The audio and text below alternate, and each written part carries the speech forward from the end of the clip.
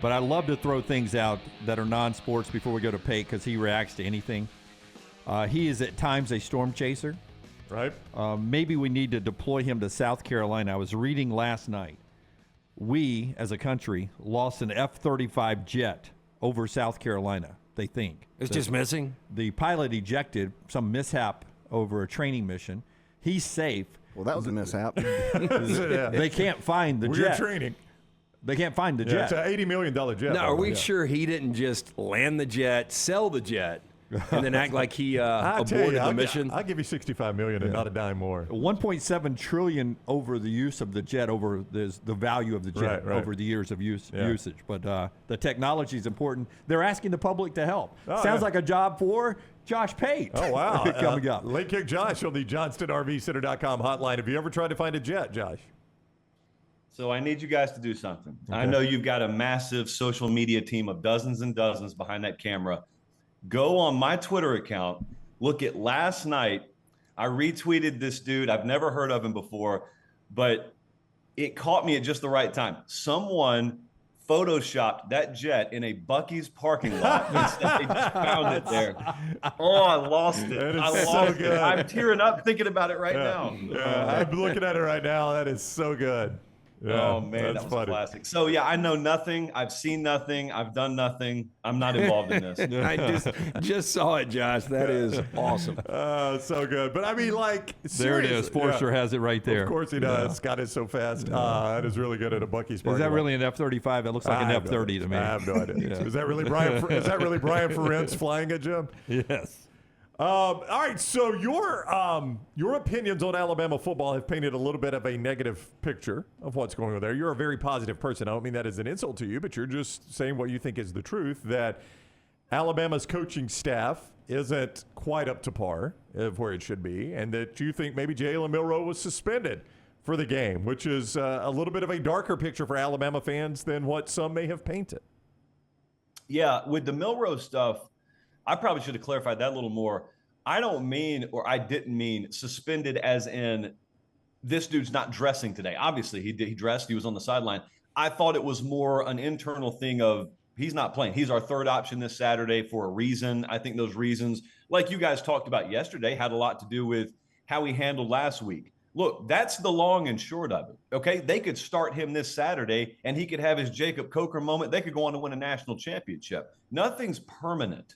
Like last week, when we looked at how they played against South Florida, they were terrible. It was one of the worst. I think it's the worst I've ever seen Bama look under Saban, and that counts 07, only because in 07 there were no expectations like there were this year. And, like it or not, that's part of this ecosystem. So I said Sunday night, I thought it was indicative of some folks giving less than max effort because they disagreed with personnel moves. I still believe that. I didn't have a single person from that program reach out and say otherwise, by the way, which speaks volumes because they'll normally be quick to do it if you're wrong about something. And so that's the past. It's like if Dunaway walks in and he's 500 pounds and I say, Dunaway, you're morbidly obese. You need to lose weight. It's a problem for you. And he shows up 3 years later in his current state of sveltness, and he says, what now? Am I overweight now? No, you lost weight. You're good now. Bama could show up Saturday, play with the right mentality, and everything would be fine. But you can't see around the corner. You can talk about what is in the here and now. And as of last Saturday, what was in the here and now was something not only not up to the Bama standard, guys, that's not up to, like, I don't know, pick a team. That's not up to the Missouri standard. That's not up to the Arkansas standard. It's not even close. Dunaway is self-described skinny fat, just for the record. Right. You told me that. You said that. Yeah, you say it. Yeah, but I don't know why I'm taking bullets in this interview. No, I'm here. just clarifying. He is very, very, very thin now, Josh. Josh Lane Kiffin, I think we know, gives 0 Fs. And he continues to poke the cage. And I don't know if you were a Game of Thrones guy back in the day, but Alabama seems like the mountain. It's been like maimed, and he's on his back. And Lane Kiffin is Red Viper, like talking shit above him. And I don't know why they just won't go out and play. Why you want to give Alabama any extra motivation when they are staggered right now makes 0 sense to me. But, again, it is Lane Kiffin. Okay, so I never saw Game of Thrones. That means nothing to me. But I did see Twister. And so here's what you're telling me, LT. You were telling me that Bill Paxton's there in the diner in rural Oklahoma, and Evil Jonas with all his black vehicles, everything's black, all black. He is eyeballing him and he's trashing him behind the scenes, but he's also talking to his sidekick saying, hey, do we know where Bill Paxton's going? We got to follow him. We got to copy him because we can't do it on our own. That's kind of what you're suggesting here.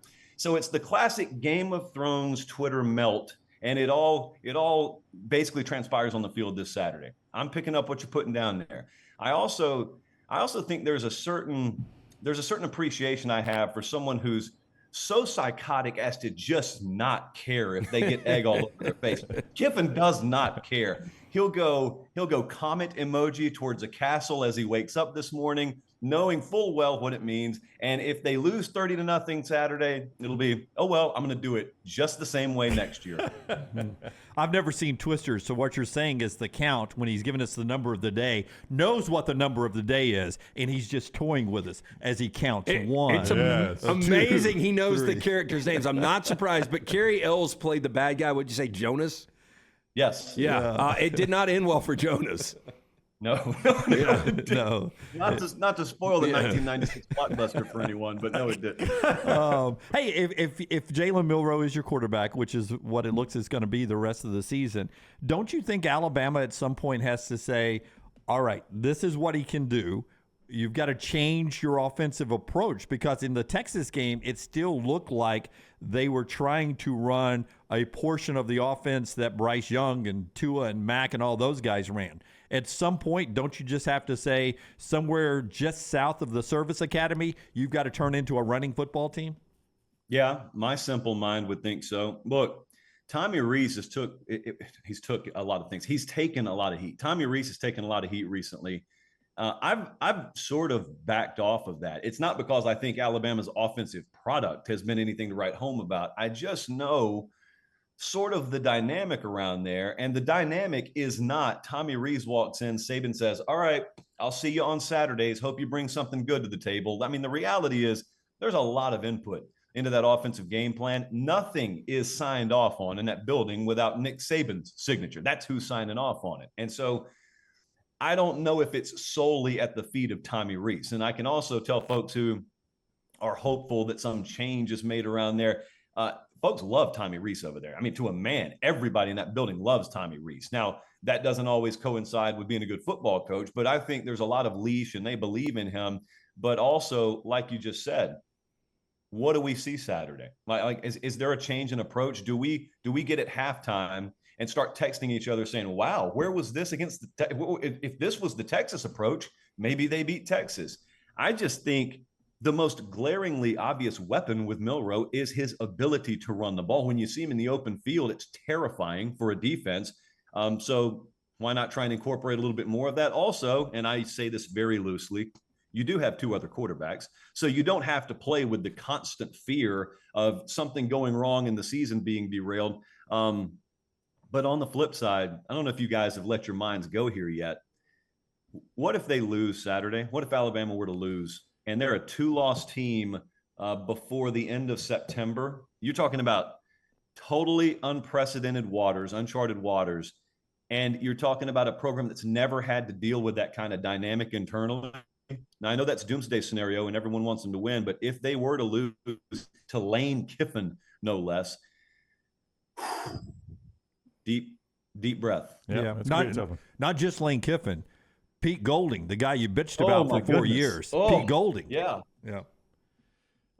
Josh Pate not getting rocking back and forth. It's like Leo Mazzoni when he coached with the Braves. You just kind of rock back and forth. Yeah. It's a terrifying thought, is it not? It is a terrifying thought for Alabama fans. There's no doubt. Josh Pate has a provider that does not get ABC right now, saying Alabama has two other quarterbacks. So clearly did not get to see the game Saturday.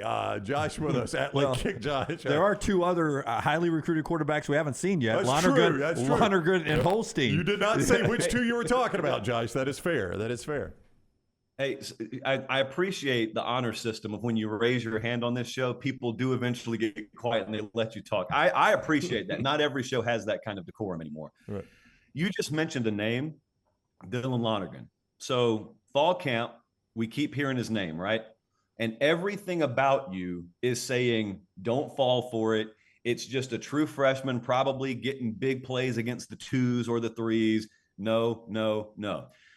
Well, the deeper into this we get, do you think we start hearing his name more and more? Do you think people in that building start saying more and more, well, if we're going to take our lumps, let's take them with probably the guy that shows the highest upside in this quarterback room? Because a month ago, I was not there.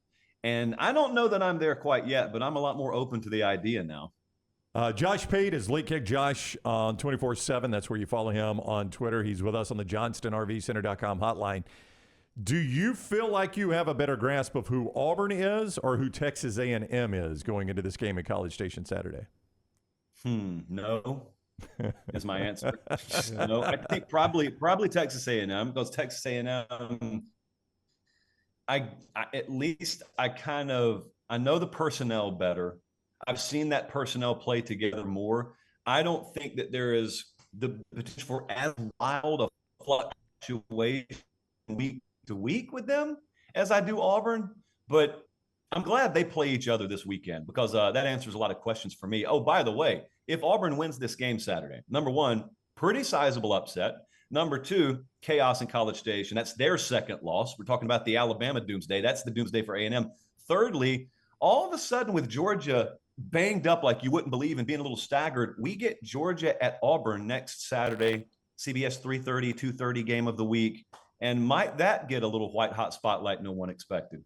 Yeah, if Auburn's coming off a win in College Station, that game does feel a little bit different. I do not disagree with you there, especially with Georgia as banged up as they are. All right, Late Kick Josh, at Late Kick Josh on Twitter. See him on 24/7. Do the things for him we ask you to do for us. Always give thumbs up, subscribe to his content, and support Josh as best you can. Josh, thank you very much for the time. We appreciate it. Appreciate it, guys.